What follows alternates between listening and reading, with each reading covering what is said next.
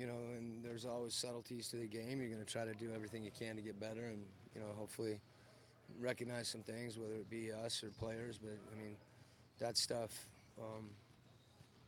Houston's really, really good, and we just have to be really precise in what we're doing, and that's what it really comes down to at some point. And we got to make some shots. We got to make some layups, and you can say missing shots that we're getting shots that they're making us work to get shots, and sometimes when you miss shots, there's the defense has something to do with it, obviously.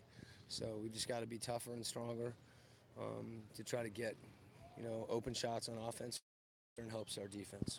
Seventh straight year elimination in the second round. Any change of approach this year than compared to last year against the Warriors? Someone told me the other day that I don't know how many teams there are that have been in this situation.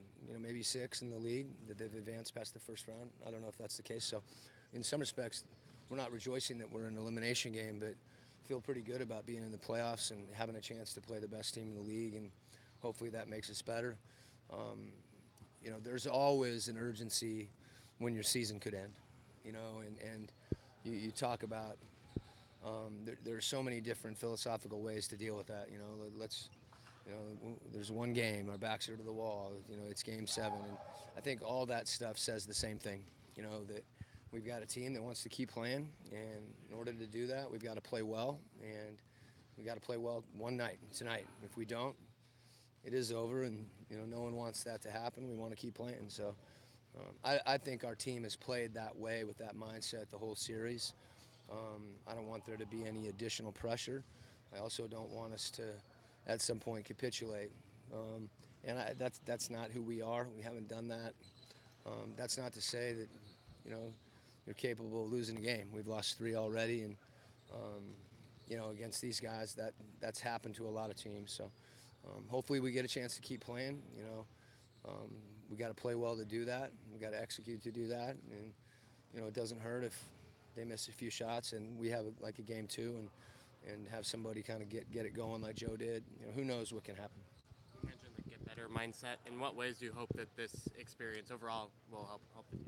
Well, I'd rather that's a little bit defeatist right now, because in some ways, we can look back and think about how we can get better. In a general sense, there's a lot of things over the course of the series.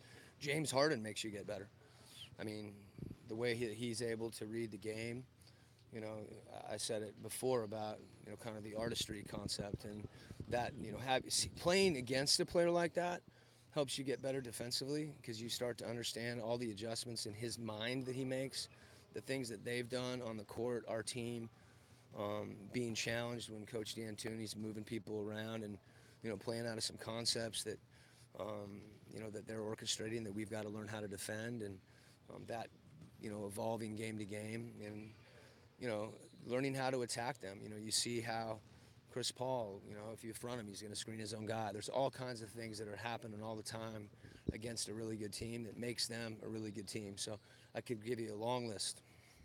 Both teams' defenses have kind of blown up the composition of the other team's offense for the way the regular season is. You're not playing the same way they're not. What does that tell you about what offense has to be, or what you have to be offensively in the playoffs if defenses are good enough to be able to kind of take you away of what you've done all season? Yeah, I think it's a matter of reads.